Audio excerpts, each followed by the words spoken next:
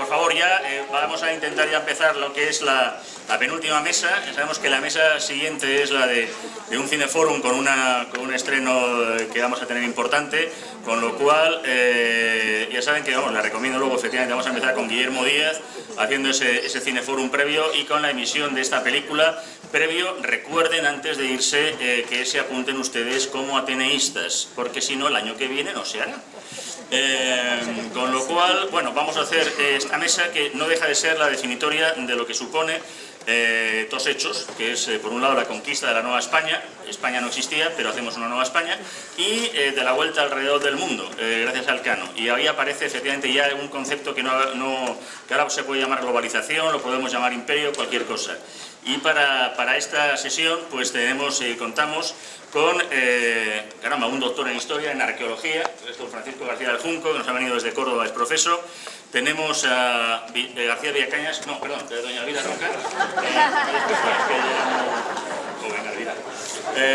quien nos viene desde Málaga, ex profeso, para dar una imagen que sabemos todos de lo que es con un éxito que además va a repetirlo en nada y menos, y don Jorge Bustos como director de opinión del Mundo. Con lo cual, la mesa es suya, hacemos y seguimos con el mismo planteamiento, con lo cual no hace falta más que eso. Gracias. Bueno, se oye. Como me coge al lado de Javier, voy a empezar yo. Como el título de esta parte de la jornada es el lago español, pues a lo mejor algunos, lo digo porque en la facultad donde yo doy clases me sucede, piensan que el lago español es el lago ese que hay en el Retiro de Madrid. Pero vamos a ver, solo por centrar un poco, el lago español. En 1513, Vasco Núñez de Balboa, partiendo de Santa María la Antigua de Dairién, actualmente en Panamá, entonces era parte de Colombia, con 900 indios y 190 españoles, se va al otro lado de América. Y entonces ve aquellos mares tan bonitos y le da un nombre precioso, los mares del sur. Hasta el siglo XIX se conocía así. Después, 8 años después, Elcano y Magallanes pues entran por el mismo océano, pero entran por el estrecho de Magallanes y le llaman el Océano Pacífico, porque habían tenido la suerte de que aquella parte estaba pacífica en ese momento. Los dos se equivocaron, porque ni esos mares estaban en el sur, ni era Pacífico.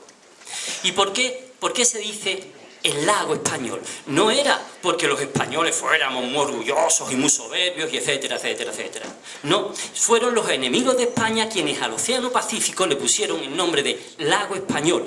Y ahora, para que veamos un poquitín cómo era aquello. El Pacífico tiene 162 millones de kilómetros cuadrados. El mundo tiene 510 millones de kilómetros cuadrados. Es decir, ese océano ocupa un tercio del globo terráqueo. Un tercio del globo terráqueo del que los enemigos de España decían el lago español, el lago español. No éramos nosotros, eran nuestros enemigos. ¿Y por qué? Voy ahí y paso la palabra. Porque España tenía una monarquía que apoyaba todas las exploraciones. España tenía unos marineros a prueba de bombas. España tenía la mejor flota del momento, porque aunque hoy, las naos y las carabelas, con sus 16 a 18 metros nos parezcan cáscaras de nueces, eran los mejores barcos del momento. España tenía en toda la costa oeste de América, era de España. España tenía todas aquellas condiciones. España podía lanzarse, y España se lanzó. Aquello fue el lago español durante 300 años.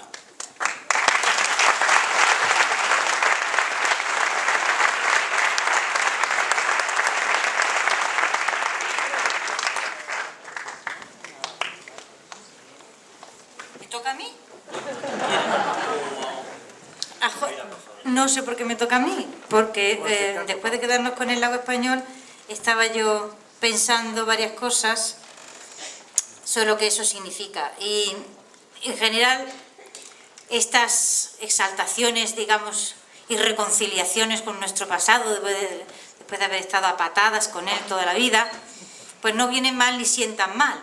Lo que ocurre es que tenemos una pequeña tendencia a hacernos un lío espantoso con los pronombres, y con los pronombres hay que llevarse bien. Los pronombres son las palabras más peligrosas que existen. Se lía uno con los pronombres y acaba en una guerra. Hay un problema grande cuando la gente dice cosas como yo lo sospecho y tengo una cierta inquietud. Nosotros los españoles teníamos medio mundo, a ver si pedí. Nosotros no teníamos absolutamente nada, ¿de acuerdo? Ustedes no tenían absolutamente nada. Ese nosotros es peligroso. Nosotros no estábamos allí.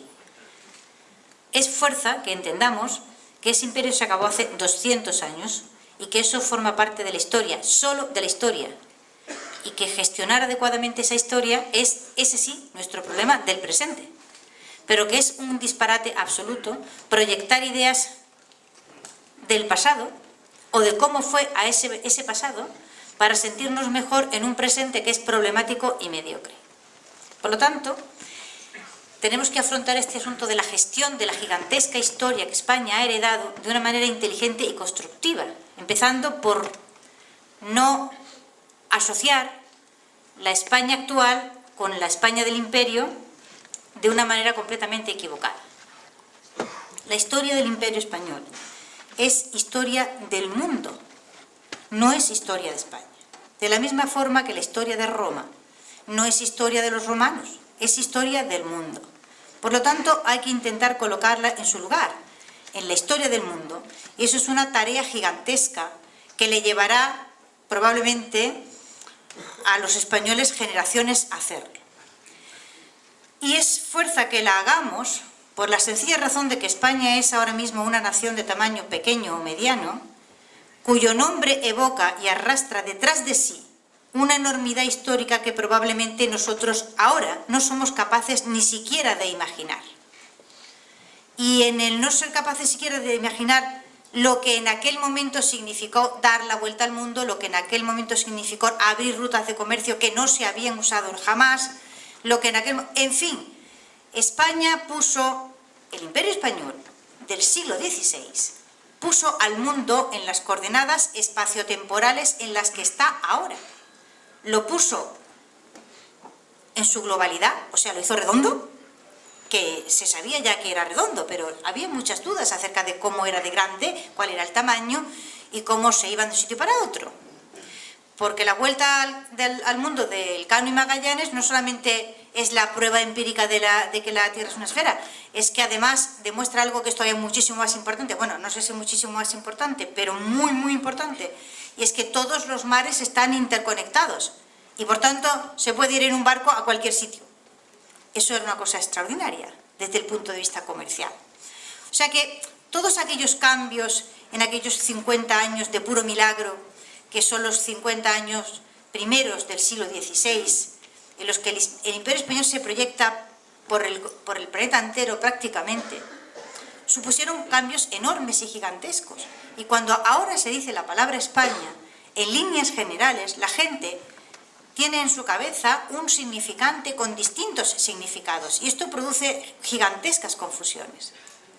Y entonces, una de ellas es la idea de que aquel imperio de alguna forma proyecta su sombra o alienta de algún modo en España ahora, y eso es una idea completamente fantástica, es no haber entendido nada de lo que pasa con el tiempo, porque el tiempo, su primer efecto es inducir modificaciones, crea modificaciones. La palabra España es una palabra que ha tenido distintos significados a lo largo del tiempo. No es una esencia única que haya permanecido inmutable a lo largo de la historia. Tal hecho no puede darse ni se ha dado jamás en la historia de la humanidad. Pero en el caso del Imperio Español y de España ahora, esto tiene una relación como mínimo problemática, porque la pequeña España que ahora tenemos, su nombre evoca la gigantesca realidad que era España hace 2 siglos. Y por un lado está quienes, no habiendo sabido hacer el camino desde la excepcionalidad de aquel imperio extraordinario hacia la normalidad e incluso mediocridad del presente, viven en una fantasía. Este fue, por ejemplo, uno de los caminos de la dictadura, la evocación o el intento de conectar con aquellas glorias imperiales es una cosa completamente ridícula. Ese fue un camino equivocado. El otro camino equivocado es, en el intento, de nuevo, de no aceptar la normalidad, empeñarse en cultivar perpetuamente la excepcionalidad en el horror.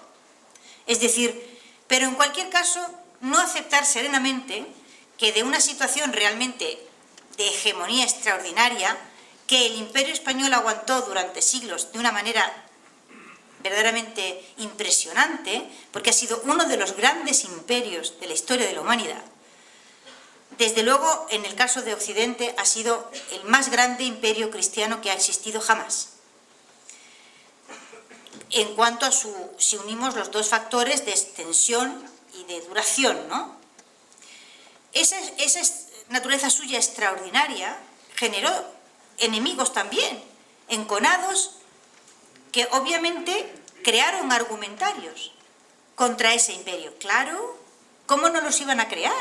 Todo el mundo que lucha y combate un poder se arma de razones para luchar contra ese poder y combatirlo. Es evidente que esto tiene que hacerse así, porque nadie se pone a luchar contra otro diciendo que es bueno, maravilloso y lo hace todo bien.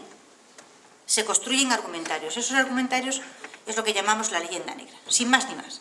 Y no los fabricaron contra España, contra el Imperio Español, porque fueran muy malos los ingleses y muy malos los franceses, sino sencillamente porque en aquel momento el Imperio Español suponía una hegemonía gigantesca, grandiosa, y ellos luchaban contra esa hegemonía porque no era suya, simplemente no era suya. Esto no es un asunto de buenos y malos, que parece mentira que haya tantos profesionales de la historia empeñados en colocar los múltiples avatares de nuestra especie por el planeta en términos de buenos y malos. Todo el mundo tenía sus razones, el Imperio Español también tenía las suyas.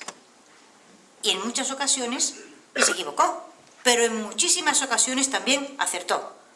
Y tuvo que acertar bastante porque consiguió sostenerse en una posición de hegemonía durante más tiempo que ningún otro imperio que haya nacido en Occidente. Luego algunas cosas debió hacer bien.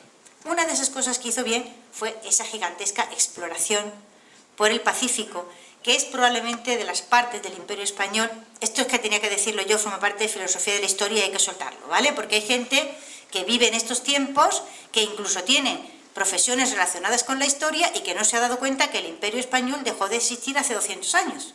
Entonces yo ya me he impuesto como Catón, ¿no? Como el de Lenda es Cartago, ¿no?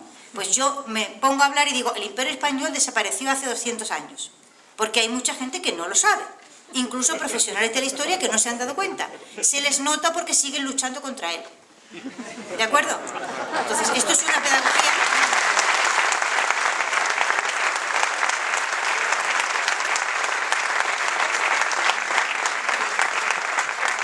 Esto es una pedagogía que hay que hacer, porque es necesario hacerla.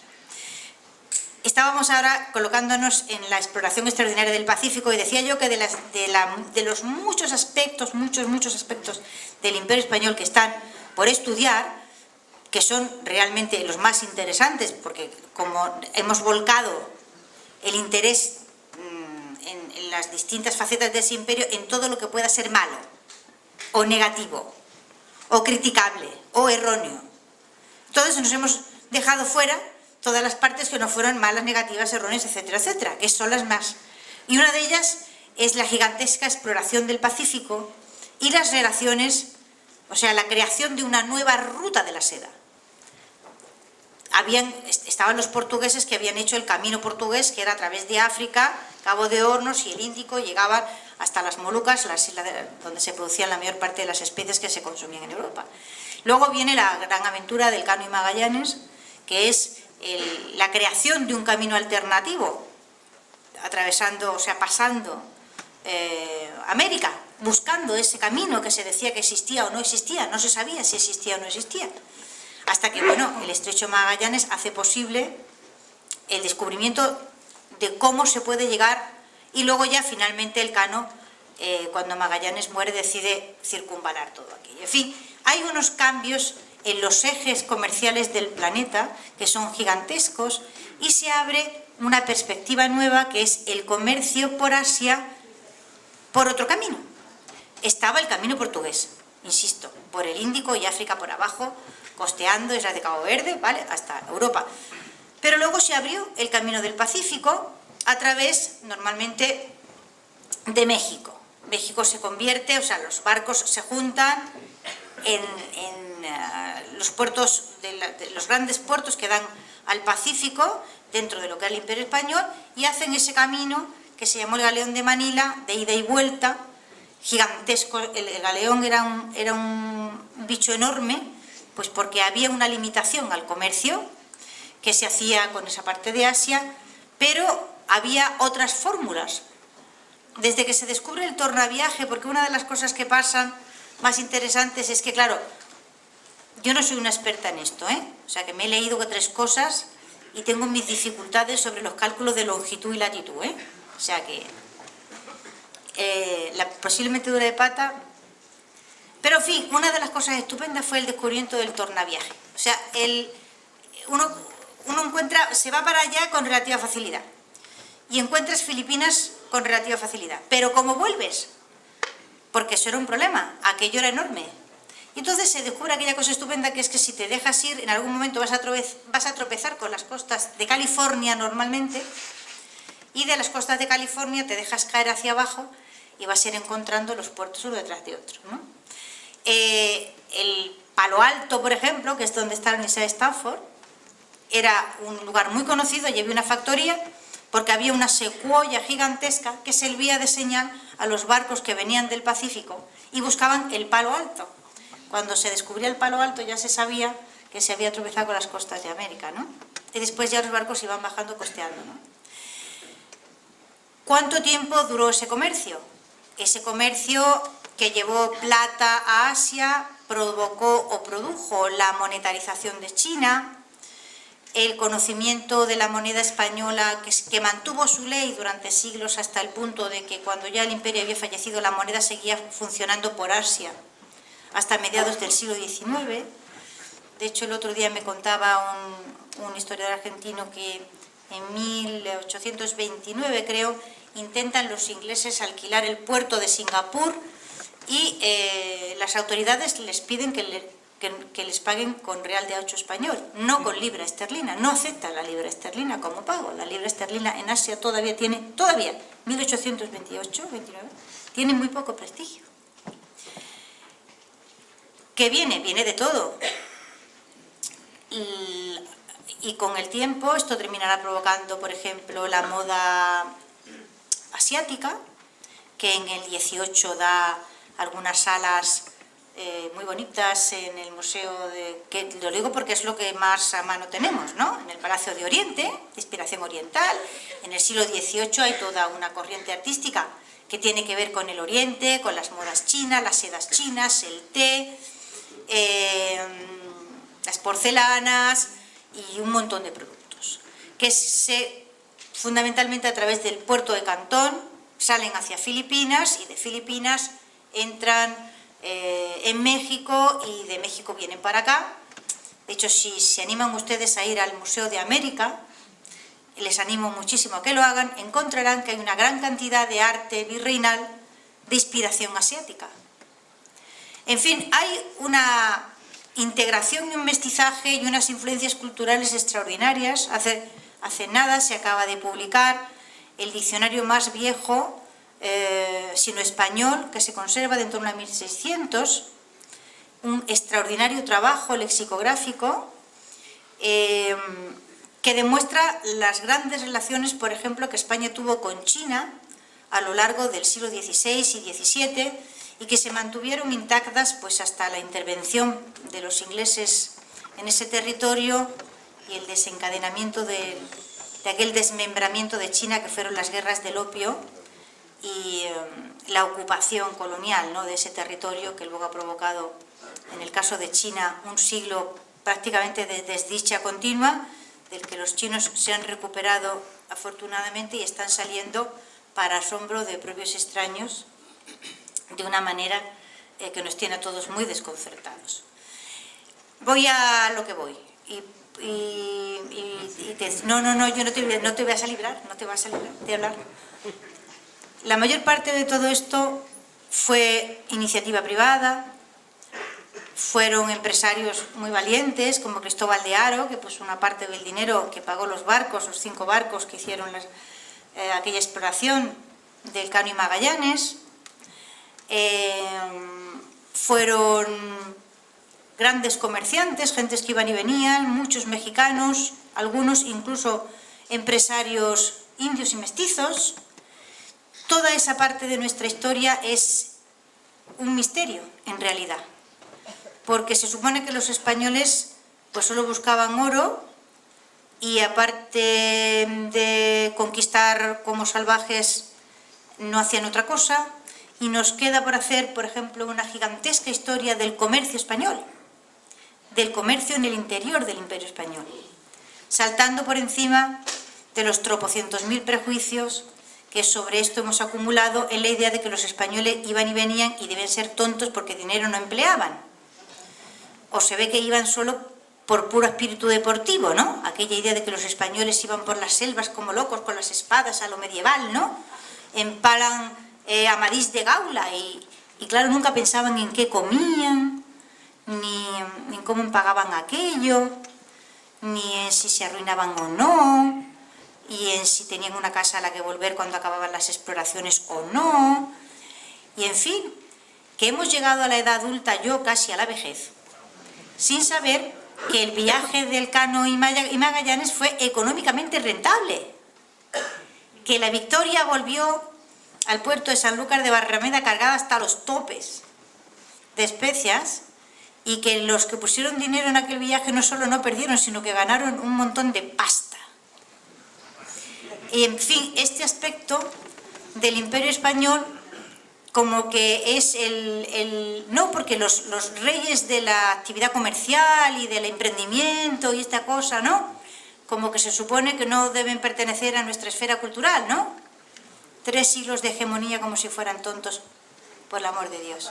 En fin, tenemos que quitarnos de la cabeza algunas ideas, porque por pura lógica no pudo ser así. Esto no pudo ser así. El Imperio Español no pudo ser un desastre económico durante 3 siglos. Eso se aguanta 20 años y el de 21 se muere.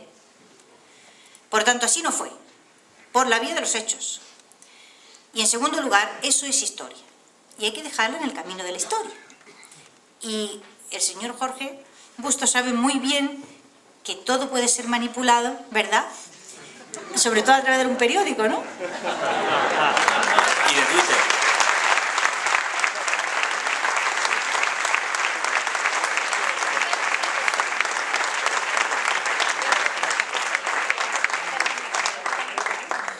Yo en realidad no quería hablar, y menos estando Paco y Elvira aquí, porque yo soy periodista, que es una cosa que tienes que confesar casi pidiendo perdón inmediatamente después. Son todos los tiempos que corren, y según el de Tezanos, la profesión más odiada después de la política.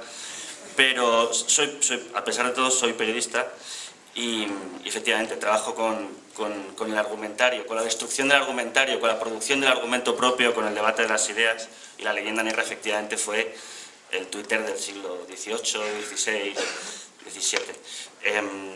Bueno, a pesar de todo voy a intentar hablar de algo que no tiene nada que ver con lo que Javier me ha dicho que tengo que hablar, pero bueno, él sabrá perdonarme, y en cualquier caso, como el año pasado estuve en estas primeras jornadas y éramos la mitad de los que estamos ahora, todo hace pensar que el año que viene directamente, y además Elvira entró por videoconferencia, en la segunda edición ya está en cuerpo y carne aquí, se ha multiplicado la afluencia de público, con lo cual calculo que el año que viene lo haremos directamente en la Basílica con coro de escolanía, y el siguiente en el Bernabéu ya, porque es realmente llamativo el interés que despierta cada vez más la historia de España, por razones muy diferentes, coyunturales, pero también de un cierto despertar de un largo letargo que también está de fondo, que te digan los editores, si no, la cantidad de libros que se venden y se demandan sobre este asunto. Pero yo quería hablar de esto que aviesamente me ha colocado Elvira al final, que es el asunto de la manipulación, del debate de las ideas, y de un enfoque y un acercamiento a este renacer del interés por la historia de España, que me parece peligroso y que también Elvira ha tocado, a mi juicio con gran valentía, al principio de su intervención. Yo supongo que estáis todos aquí porque os gusta la historia de España, porque sois españoles y porque estáis orgullosos de ser españoles. El problema, la palabra orgullo es una palabra ambivalente y peligrosa, también bonita y hermosa, pero si os fijáis, el orgullo, uno se declara orgulloso de cosas que atañen a su propia capacidad y mérito. Normalmente uno no debe estar orgulloso del sitio en el que nace porque no deja de ser un acontecimiento accidental y fortuito haber nacido español. Me gusta más la frase que propone mi colega del País, Juan Claudio Ramón, a pesar de ser del País. Juan Claudio Ramón, buen amigo mío, que tiene una teoría que voy a intentar además desarrollarla en esta brevísima intervención, acerca de la identidad nacional, que es de lo que yo quiero hablar hoy. Yo creo que el gran asunto del siglo XXI va a ser la identidad nacional. Creo que estamos viviendo un momento de tensiones entre la descomposición del Estado-Nación, que desde más o menos el Tratado de Westfalia rige las relaciones internacionales y nacionales, y el empuje de la globalización y de los nuevos imperios que se están configurando, ¿no?, con China a la cabeza. La identidad nacional va a ser el gran asunto del debate argumental en los periódicos y fuera de ellos en el siglo XXI, y conviene tener claro a qué llamamos y de qué se compone esto de la identidad nacional. Y por qué yo prefiero hablar de agradecimiento en vez de orgullo de ser español, siguiendo la tesis de mi amigo Juan Claudio. Es decir, yo prefiero decir estoy agradecido de ser español a decir estoy orgulloso de ser español. Y esto lo explicaré más adelante. La identidad nacional, según esta teoría de Juan Claudio, se compone de dos dimensiones que son, por un lado, la herencia y, por otro lado, la ciudadanía. Por lo menos la identidad nacional, tal y como la concebimos en el siglo XXI, en las democracias occidentales del siglo XXI. Herencia y ciudadanía. Por explicarlo de una forma un poco grosera, pero para que se me entienda bien, la herencia tendría que ver con todo el aparato sentimental, tradicional, folclórico, cultural, eso que llamamos las raíces de un pueblo, y en el que se asienta efectivamente el surgimiento de los nacionalismos a partir del siglo XIX en adelante, con la eclosión del romanticismo.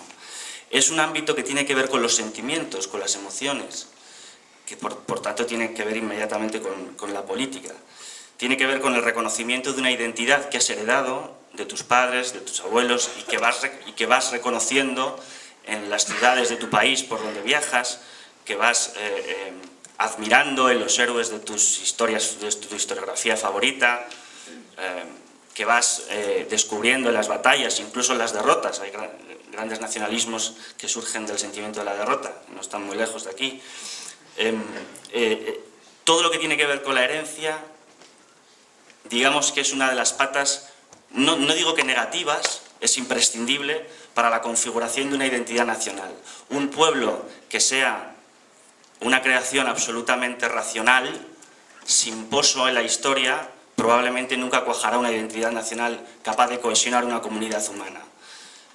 Hay ejemplos de algunos estados creados que se crean de forma artificial, que no tienen detrás el aliento de los siglos y que por tanto tienen una identidad nacional muy débil. Y después está la ciudadanía, que sería el ámbito de la razón, el producto de las luces, el producto de la ilustración. Es decir, el desarrollo de los derechos, las conquistas sociales, lo que podríamos llamar, sin ningún matiz peyorativo, el progreso, ¿no? Es decir, si conjugamos la pata del progreso, de la ciudadanía y de la herencia, tendremos, mientras lo conjuguemos con cierto equilibrio, una identidad nacional sana, que no degenere ni por un lado ni por el otro. ¿Qué pasa cuando alguien solo se fija? ¿Qué pasa si alguien solamente se siente orgulloso de ser español porque esta es una democracia con sanidad pública? Pues probablemente acabes glorificando el Estado hasta tal punto que acabes concediéndole demasiado poder a costa de las libertades, tradiciones, modos de vida. Dice ahora la nueva mandamás de Ursula von der Leyen, habla de hay una nueva comisaria de modo de vida europeo. Esto me llama la atención y esto tiene que ver con lo que decíamos de la herencia. ¿Hay un modo de vida europeo? Creemos que sí hay un modo de vida europeo que merece la pena ser defendido, ¿no? Pero al mismo tiempo la Unión Europea es un constructo artificial. Por tanto, esto que está en el núcleo del debate político actual, que es Europa, que está cruzado de herencias milenarias y al mismo tiempo de conquistas que nacen de la Segunda Guerra Mundial, muy recientes, este es el gran debate de nuestro tiempo y es muy importante a la hora de no caer ni en el fanatismo de la razón, ni en el fanatismo de las conquistas, digamos, racionalistas, ni en el fanatismo del nacionalismo puro y duro, de las emociones que acaban en el supremacismo, ¿no? Un hombre que solo le importa el Estado probablemente acabará en el totalitarismo, una persona que solo esté interesada en la herencia, en las sardanas y en el folclore, acabará en el nacionalismo, y los dos caminos llevan a la guerra, es decir, a la guerra interna o a la guerra externa. Con lo cual, esta tensión constante entre la razón y la emoción, entre la ciudadanía y la herencia, me parece que es fundamental mantenerla. Yo, por ejemplo, como editorialista, mi propio periódico, la intento mantener en la confección de los propios editoriales que publica El Mundo, y siempre estoy atento en los artículos que publico o que leo a ver por dónde tira más uno, por qué pata tira más el articulista en cuestión cuando aborda el tema de la nación, ¿no? Y es muy revelador porque efectivamente podríamos incluso hacer un cuadro ideológico en función de si alguien pone más el acento en el Estado, quién pone más el acento en la nación, ¿no? Esta tensión permanente no es nueva. Hay un libro de Gregorio Luri, no sé si lo conocéis, ese articulista es tribunero del Mundo, como Elvira, y es un gran ensayista. Tiene un libro que se llama Matar a Sócrates, entre interrogaciones, que me enseñó a mí el conflicto permanente entre lo bueno y lo nuestro.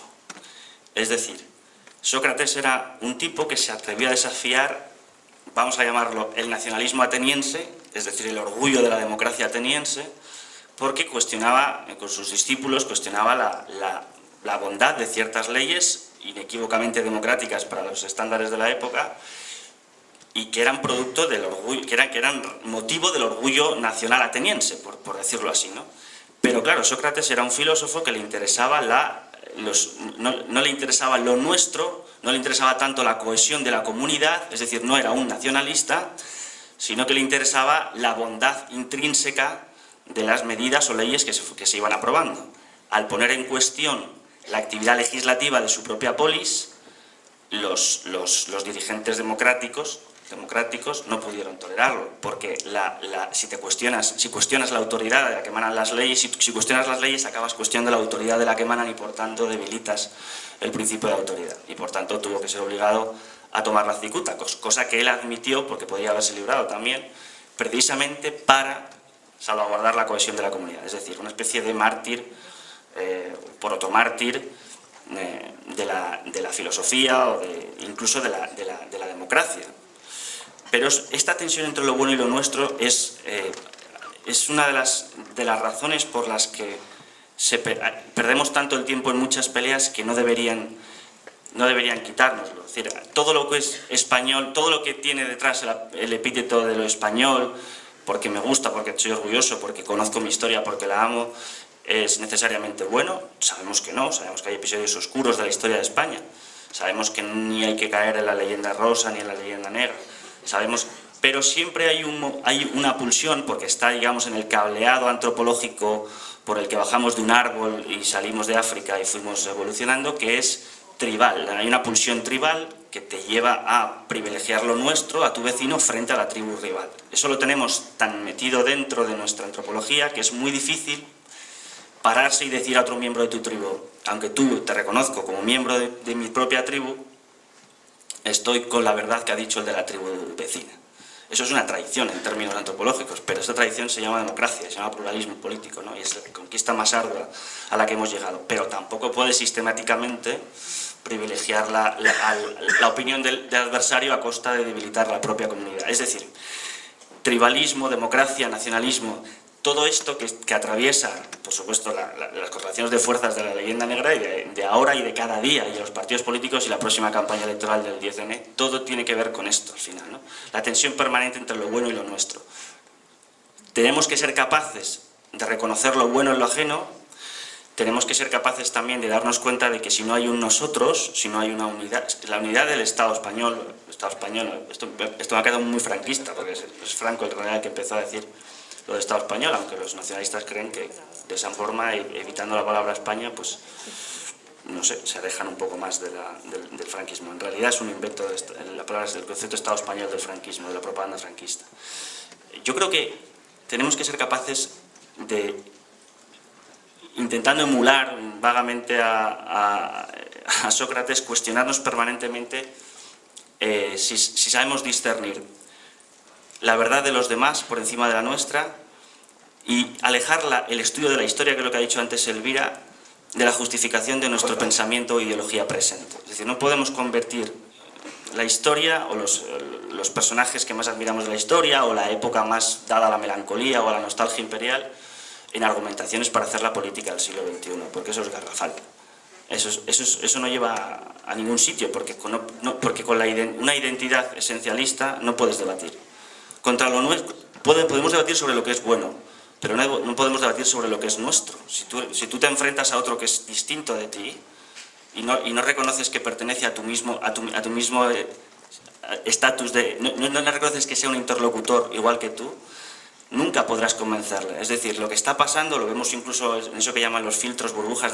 Antes han hablado de Twitter, es muy interesante también esto en Twitter, los filtros burbuja, ¿no? Cómo al final solo te acabas relacionando con los que te gustan o les gustas y nada pasa ese filtro por el que una idea que te haga replantearte un prejuicio puede llegar a hacer tambalear los tuyos, ¿no? Y hay un momento en el que te cierras, las esferas de debate se van cerrando cada vez más, se van blindando a la penetración de lo distinto y acabamos confeccionando pequeñas esferas totalitarias dentro de las democracias occidentales. Eso está pasando. Eso yo lo veo, trabajo con ello todos los días y probablemente habrá días en los que caigamos en eso, ¿no? Al final hay un mecanismo de defensa, te cierras y evitas el debate. Os estoy soltando un rollo curioso, voy a repaso ya a Paco, pero lo que quería decir para terminar, una de las primeras mayores lacras de nuestro tiempo es la ingratitud. Yo creo que vivimos en una sociedad de ingratos por ignorancia. Es decir, yo creo que nunca hemos estado mejor ni tan convencidos de que somos los causantes de nuestra propia prosperidad. Y esto es de una arrogancia vergonzante. Quiero decir, cuando conoces la historia, aprendes a darte cuenta que eres el producto de una trama de siglos y de una serie de personas que hicieron cosas cuyas cosas tuvieron consecuencias que acabaron llegando hasta la situación de sin igual prosperidad y paz que disfrutamos en el día de hoy. La soberbia a la que lleva la ignorancia conduce a la ingratitud y por eso el conocimiento de la historia de España acaba, o debería acabar, en el reconocimiento no del estar orgulloso de ser español, sino a pesar de las sombras, en el hecho de estar agradecido de ser español.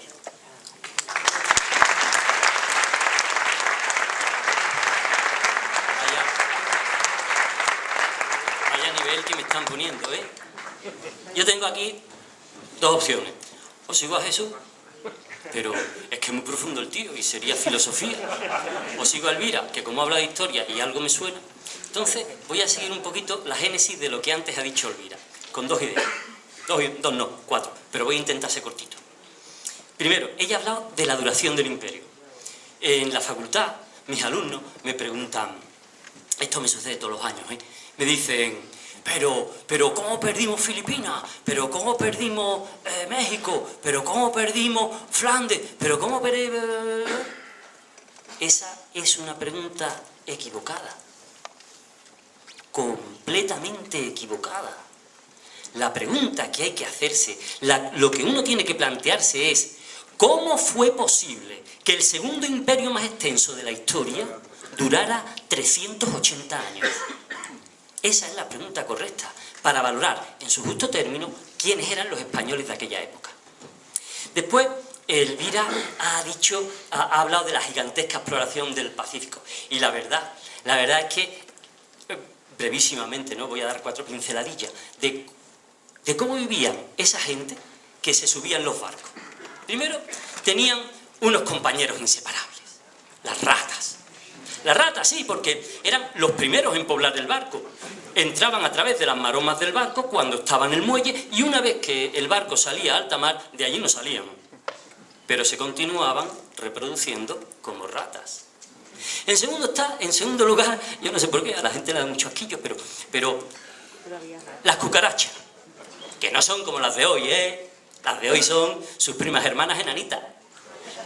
Cucarachas de entre 5 y 7 centímetros. Cuando se dice, no sé si habrán escuchado algo así, hay cucarachas hasta en la sopa. Es que era real.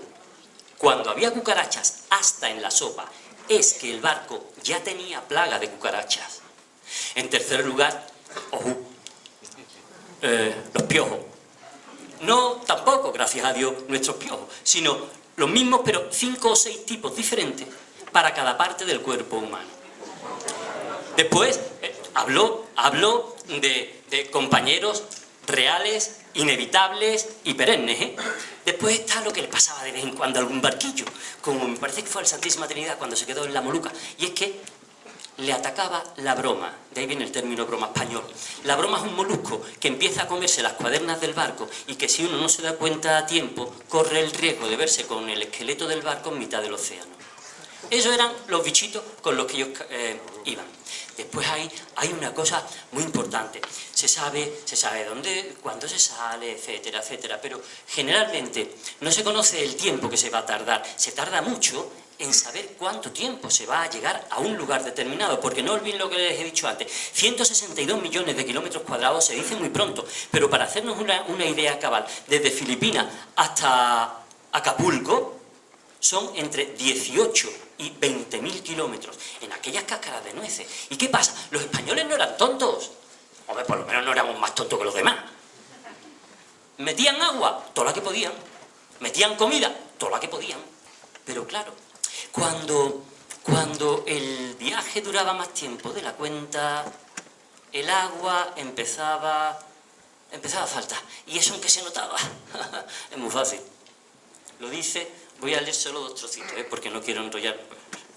No me voy a enrollar mucho, Sobre todo por la cantidad de preguntas que nos están haciendo por la mesa. Por el derbi. Anglería dice, de su primera vuelta al mundo, el agua la tenían que mezclar con 1/3 de lo que ellos mismos orinaban. Y en el momento de beberla, tenían que taparse los ojos y la nariz. Tan asquerosa era su visión y su olor. Y después nuestro amigo Pigafetta, que de amigo no tenía nada, pues Pigafetta decía, comíamos galletas, pero ya era polvo. Esto es gracioso.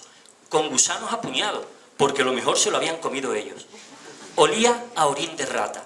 Bebíamos agua putrefacta de muchos días, completando nuestra alimentación el cuero de buey que cubría el palo mayor. Esas pieles, las del palo mayor, eran mejor que el serrín, que también nos lo comíamos. Y las ratas tan repugnantes se convirtieron en una comida que se pagó a medio ducado cada una. Bueno, eso es la comida y la bebida. Repito que uno puede pensar, es que los españoles eran tontos porque no metían suficiente. No, es que no había manera humana de convertirla. Por eso a los marinos se les daba, en vez de agua, 1 litro de vino al día. Y un vino malo y rebajado, que además se rebajaba más con agua. ¿Y por qué se les daba vino? Porque el vino, el buenísimo vino español, pues tarda en pudrirse más que el agua. Y si hablamos de la comida, es que llega un momento en el que el bizcocho tan rico de los desayunos, el bizcocho rico que ponen por aquí, bueno, pues viene de biscotus, de que se cocía 2 veces, pero acababa en una masa sanguinolenta, asquerosilla, guarrilla, intomable. Sí, nosotros nos reímos porque estamos en el siglo XXI. Y cuando se acababa el agua generalmente porque el barco estaba tardando mucho. Y lo malo, fíjense, en la concatenación de hechos. Si el barco tardaba mucho, había perdido el rumbo. Si había perdido el rumbo, la tripulación se ponía muy nerviosa. Y ante esos nervios comenzaban los motines. Pero eso nunca era la solución, era el principio del fin. Agua, agua y a la vez agua por todas partes, por la popa, por la proa, por estribor, por babor. Necesitaban beber. Como no bebían, se les calentaba la cabeza. Como además responsabilizaban al piloto y al capitán, iban a por ellos. Y entonces sucedían cosas tremendas, como la que sucedió en 1665, por ejemplo, solo por poner un ejemplo de un libro maravilloso que se podría escribir sobre los barcos fantasmas. En 1665 llega a Acapulco el galeón San José, precioso. ¿Y qué hay dentro? Un cadáver, solo un cadáver humano, el del último, a quien le había dado tiempo a tirar por la borda todos los demás cadáveres de sus amigos de navegación tantos años que se habían ido muriendo en el agua, porque no comían y porque no bebían. Y repito, a pesar de que los españoles eran muy buenos navegantes y contaban con muy buenos barcos. Y es que hasta 1565 Urdaneta no descubre la corriente del Kurosivo. Es decir, la corriente que desde Filipinas hasta Acapulco llevaba a los barcos. Por eso había barcos que llegaban a Filipinas y hasta 3 veces hacían el intento de volver a América, pero no lo lograban. Es que no daban ni con la corriente ni con los vientos. Hasta que Urdaneta en ese año del 65 lo logra. ¿Y qué sucede entonces? Joder, pues perdón, quiero decir, pues que si hasta ese momento España se podía considerar, digo yo, no sé, me parece, un poco dueña del mayor océano del mundo, desde ese momento, desde 1565, España tenía conectada a través de sus barcos todos los territorios del mundo en los que tenía soberanía. Bueno, aquí tengo más cosas, lo que pasa es que más que otra cosa por la cantidad de preguntas que tenemos para la mesa.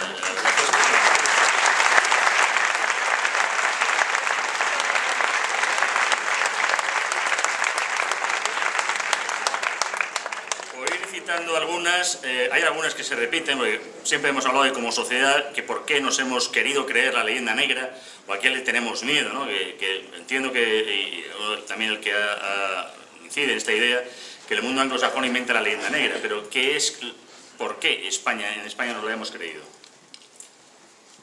Yo aquí, ahora les voy a pasar el micrófono, pero tengo una cosa muy negativa que decir, yo lo siento, pero es que lo voy a decir.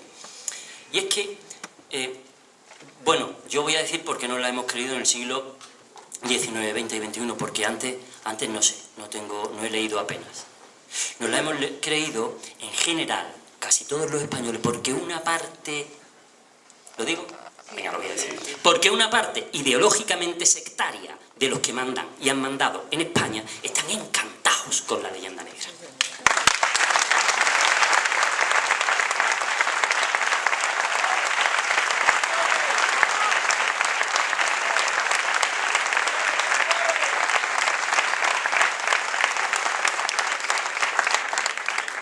Supongo que me toca decir algo. No es tan fácil. Ojalá. La leyenda negra empieza a asimilarse en España a partir del cambio de dinastía. En realidad, durante los siglos áureos del Imperio, en el periodo Habsburgo, en España se había vivido tradicionalmente, por muchas razones, en un clima de muchísima libertad de expresión, de una enorme libertad de expresión. Quiero decir, ahora nos cuesta trabajo encajar que un rey como Felipe II soportara aquellas críticas acerbas a su gobierno, las cosas que pudieron escribir de él el contador Luis Ortiz, que ahora diríamos que era pues no sé, como un funcionario de Hacienda, una cosa así, ¿no? No le pasó nada a Luis Ortiz, por más que elevó memoriales incendiarios sobre el mal gobierno del hombre que en aquel momento probablemente era el más poderoso del planeta. Entonces, todo ese clima de enorme libertad de expresión fue utilizado por los enemigos que en aquel momento tenía la gigantesca maquinaria de poder que era el Imperio Español. El Imperio Español no, lo que es la maquinaria de ese imperio no pareció verse afectada o no pareció sentirse especialmente afectada por aquello. Ahora la situación cambia muy radicalmente cuando esa gigantesca maquinaria de poder se va ralentizando.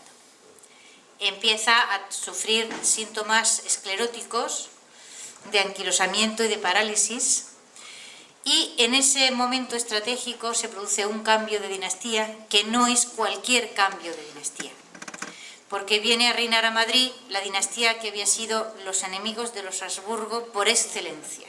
Es decir, 73 años fue Luis XIV rey de Francia, y todas las guerras que promovió, digamos, durante su mandato fueron contra los Habsburgo.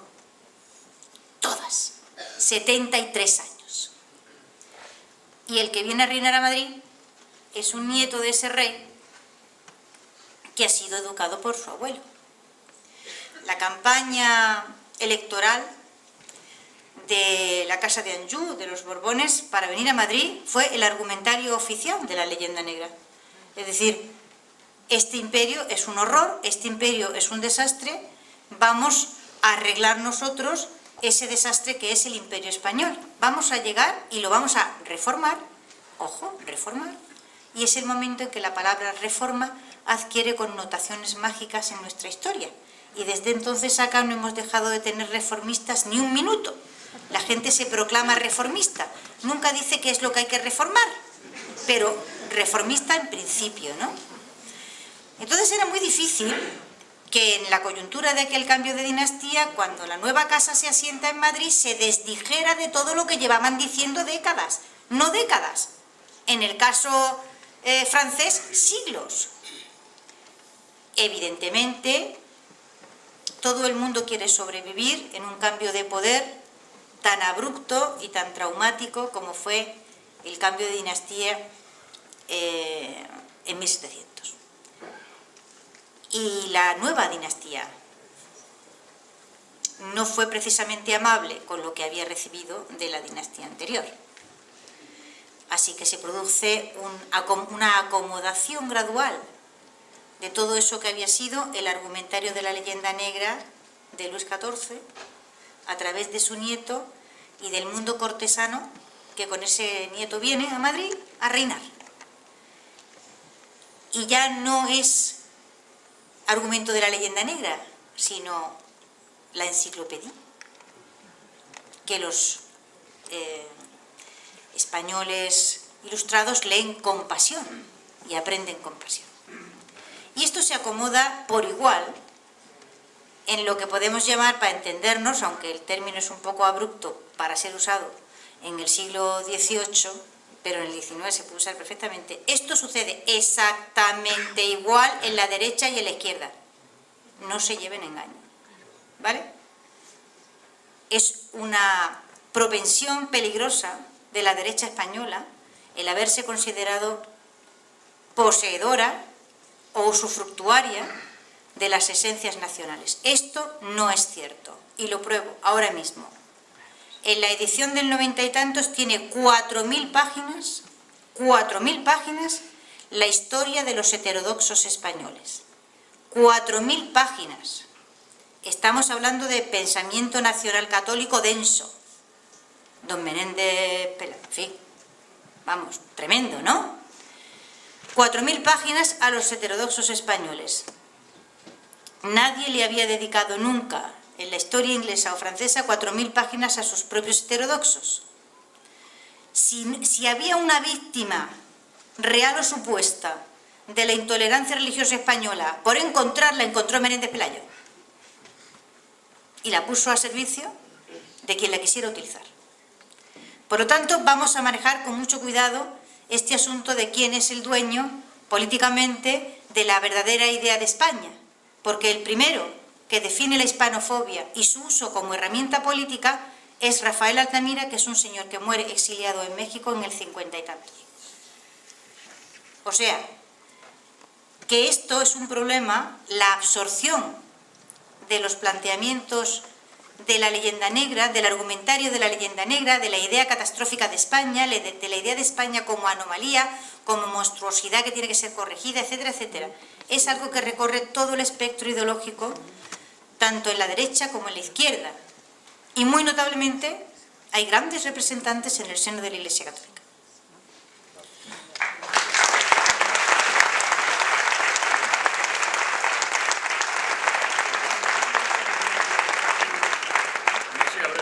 No, es que creo que es compatible. Al final, la palabra clave es por qué ha funcionado por sectarismo. Pero no, el sectarismo no es patrimonio de uno de los, digamos, vamos a decir así, eternos bandos. El sectarismo está en los dos.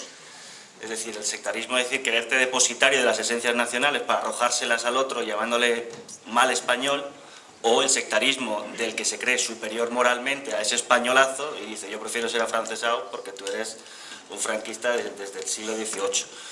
Es decir, sectarismo a la izquierda y sectarismo a la derecha. Y con eso estamos. Somos un país, primera potencia en guerras civiles. Es decir, que es efectivamente, esto no debe ser caso. Bueno, Elvira me va a contestar. No somos primera potencia. Pero digamos que... pero que tenemos el enfrentamiento entre nosotros. No, las carlistas. Pero si no tengo ánimo de polemizar, que ya me pagan en las tertulias para polemizar, no voy a polemizar ahora. No, lo que quiero decir es que hay un tribalismo en España, digamos que en todas partes, pero que el sectarismo de la izquierda y de la derecha, no de la izquierda contra la derecha, sino de la izquierda contra la izquierda y de la derecha contra la derecha, cosa que se ve ahora muy fácil con un mapa de 6 partidos, donde pierden más tiempo dentro de cada bloque de matarse los de cada bloque entre sí que contra el adversario, que también lo hacen con fruición. Me parece que es, digamos, una anomalía el hecho de que también en este país, por ejemplo, sea tan difícil una coalición, porque somos con Malta, creo, el único gobierno de Europa que no ha tenido gobiernos de coalición todavía, ¿no? Eso también, digamos que es indicativo de una cierta tradición política, ¿no? Por cierto, hay una pregunta directamente también para don Jorge Bustos, si podría explicar mejor por qué se habla o habla él de Estado español y franquista, o a lo mejor ha entendido mal, a lo mejor es una relación entre el Estado español y franquista. No, lo que él quiere decir es que la expresión Estado español es una creación del franquismo, es decir, hasta entonces se habla de España, o el gobierno, o el tal, pero la expresión así, clavada, Estado español, fue usada muy profusamente durante el franquismo, y quienes la utilizan, estoy hablando por ti, Jorge, quienes la utilizan pensando que puede decir, o debe decir, o es mejor decir Estado español para no decir España, resulta que están valiéndose de una expresión que fue puesta en circulación y popularizada por el franquismo.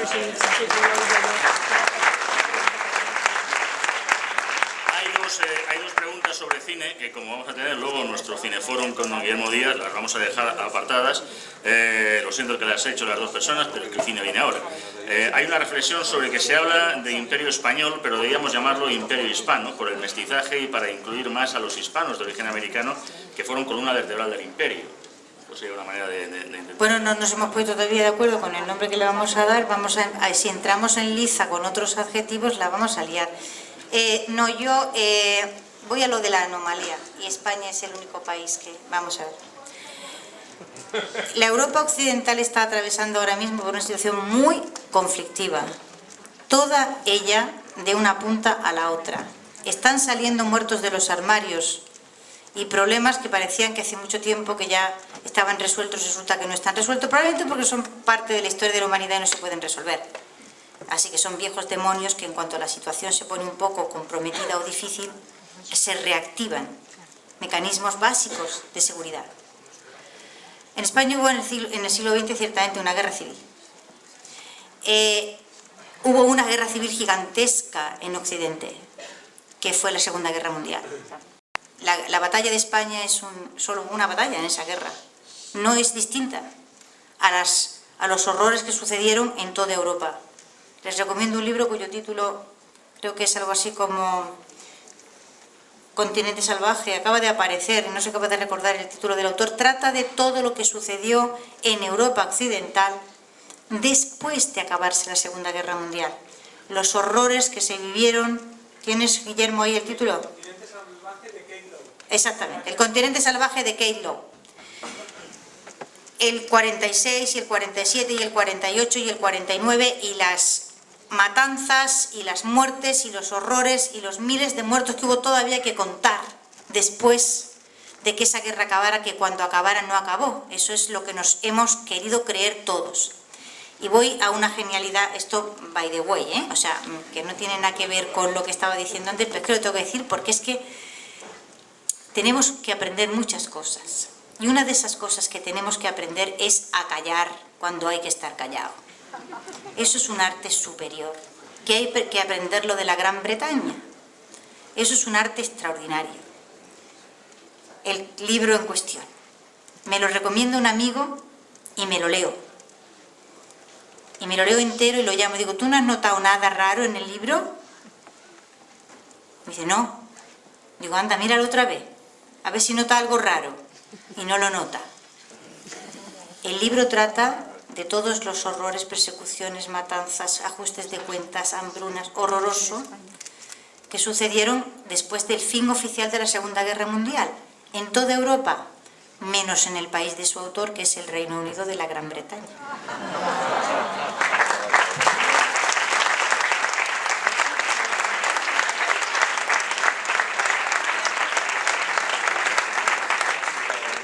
hay varias notas directamente ya sobre María Elvira. María Elvira, por favor, escriba más relatos ejemplares, que están muy bien.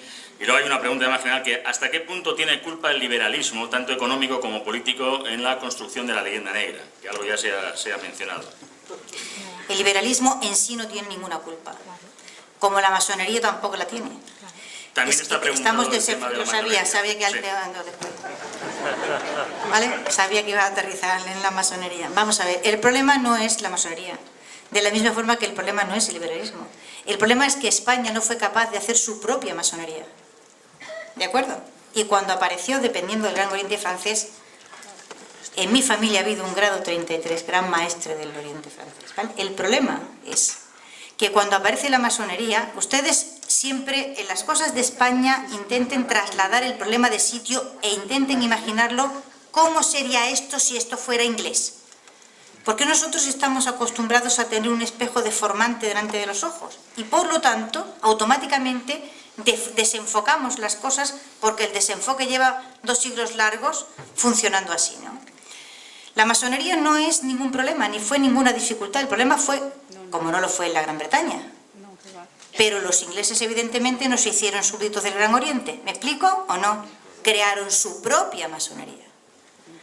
El problema de la masonería española es que nunca fue española. Los españoles no crearon su propia masonería.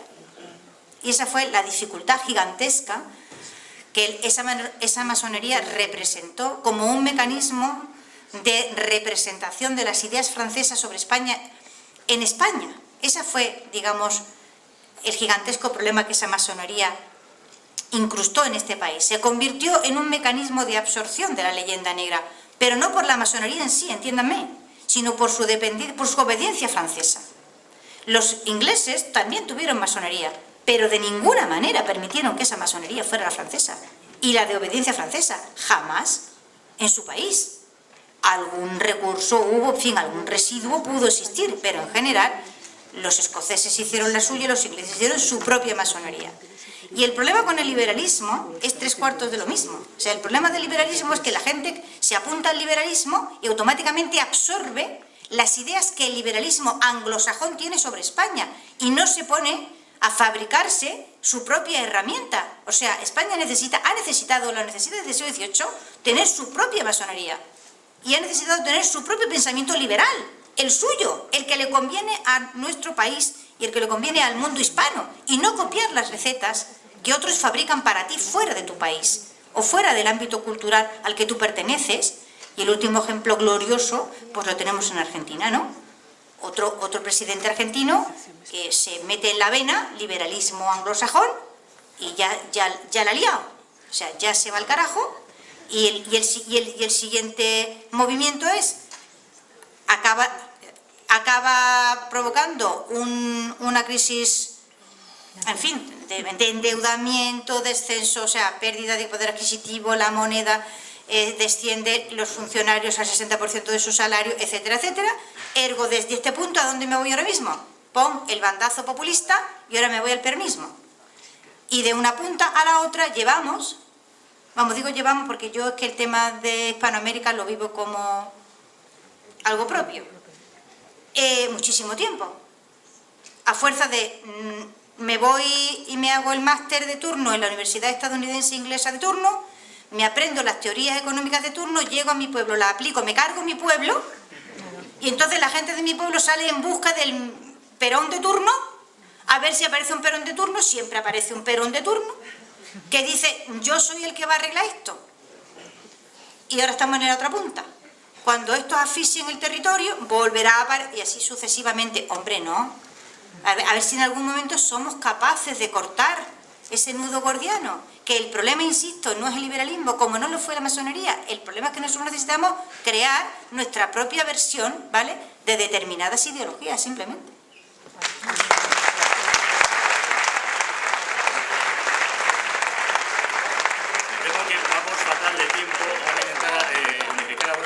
Bueno, habla también aquí, es una reflexión que está creciendo en Hispanoamérica un potente movimiento de reunificación del Imperio Español, o así lo entiende una de las personas que lo ha comentado.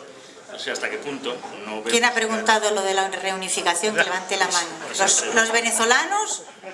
No le he preguntado, lo afirmo. ¿La firma? Lo afirmo. ¿Sois los venezolanos? No, yo soy español. Ah, es que hay un montón de venezolanos. ¿Por dónde estáis? Ahí, Bien. El próximo 12 de octubre se va a organizar una gran... Sí. Además lo conoces, Víctor nos lo está organizando. Sí. Y en toda Hispanoamérica hay muchísimos Sí. vídeos en los que están reivindicando su pasado español. Sí. O sea, eso es un hecho. Eso es un hecho, sí. Pero yo a ese hecho quiero añadirle algo porque hay que tener realismo ante las cosas. Hay, por ejemplo, un movimiento unionista en Puerto Rico. Han llevado incluso el asunto a Naciones Unidas.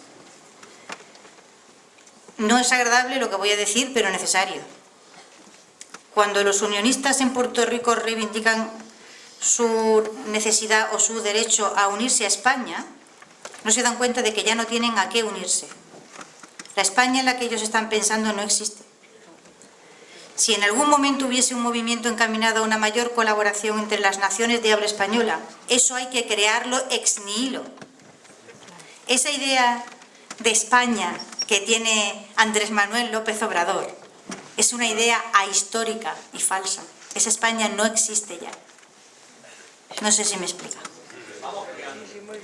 Por eso digo que si en algún momento hay un movimiento encaminado a que las naciones de habla española tengan una mayor colaboración económica, cultural, política, etcétera, etcétera, cosa que me parece gloriosa y que yo apoyo decididamente, eso hay que crearlo, insisto, ex nihilo, desde la nada hacia algo. Porque la idea esta de la unificación, también la hay en Cuba, etcétera, es una idea de unirse con España y se proyecta una idea de España que es la España de aquella.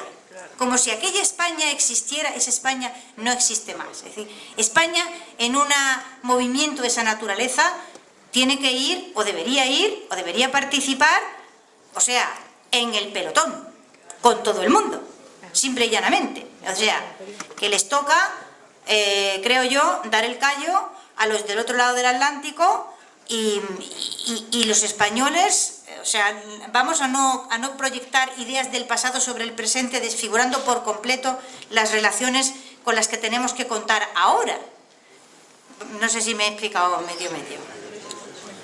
Hay varias preguntas que en el fondo también no dejan de ser reflexiones sobre la importancia de enseñar historia de España a nuestros escolares, sobre que el problema está en la docencia, para empezar en los colegios, ahí donde la enseñanza de la historia de España pues cada vez está siendo más obviada. Y también hay una reflexión muy parecida en cuanto sí, porque habla de que si fue cuestión de catolicismo el hacerlo también, ¿cómo no lo hicieron así de bien otros países católicos? O que, independientemente del mito de la veracidad, ¿cuál es ese vínculo entre hispanidad y cristiandad? A mí me parece que el catolicismo tuvo mucho que ver, pero pensar que por ser católicos tuvimos ese imperio o conseguimos ese imperio, quizá es desenfocar el problema. Es cierto que si se hiciera una historia comparada de las colonizaciones protestantes y católicas, pienso